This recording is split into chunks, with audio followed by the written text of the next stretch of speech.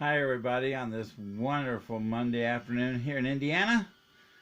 I know that some of you turned in on Saturday and tried to hear the Night of Prophecy, and apparently the filming went fine, but Facebook decided to block with all kinds of patterns.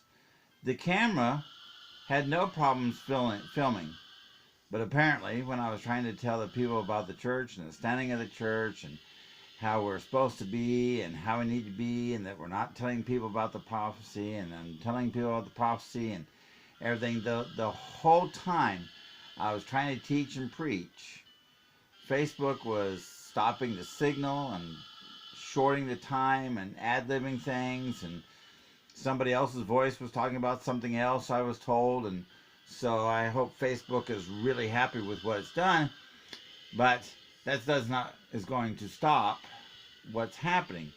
So we will be moving the uh, page here shortly to another area, to another thing.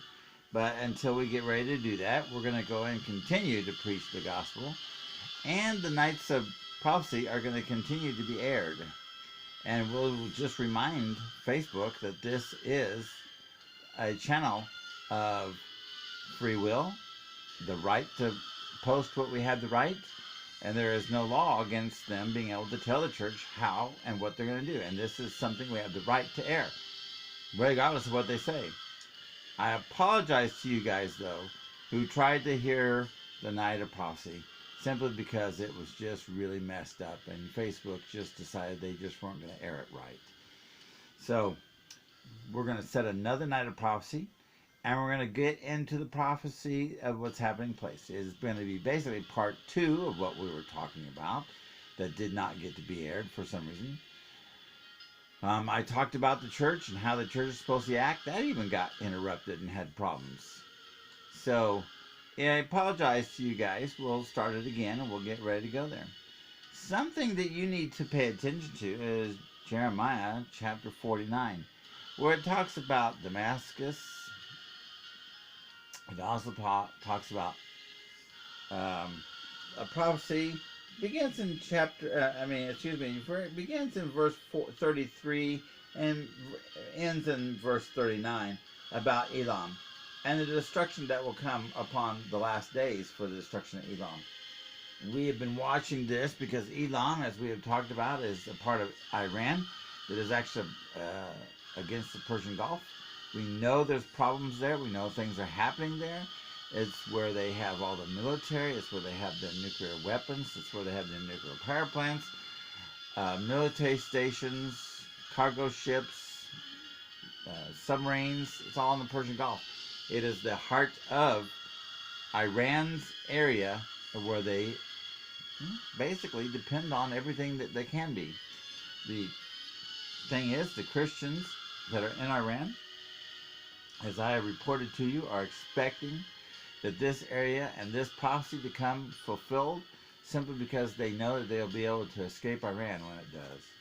And so if you're reading chapter 49 and you get to verse 33, remember that this is about Elam.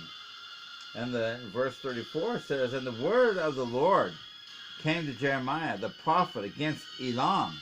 And in the beginning of the reign of Zechariah the king," and this prophecy is about the last days.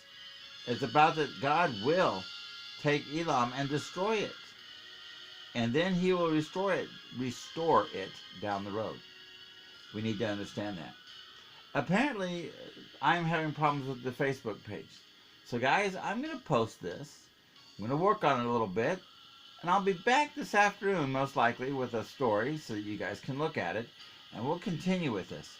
But until that time, get to Jeremiah chapter 49 and read verse 33 through 39, which is the end of the chapter, about Elam. Be aware of the thing that will happen. And beware that the church in Iran is waiting for this event to take place so they can be freed and get out of Dodge, basically, guys. Hey, give me a little bit. Give me the time to work on this, and I'll get back with you later on today. Have a good day. Bye-bye.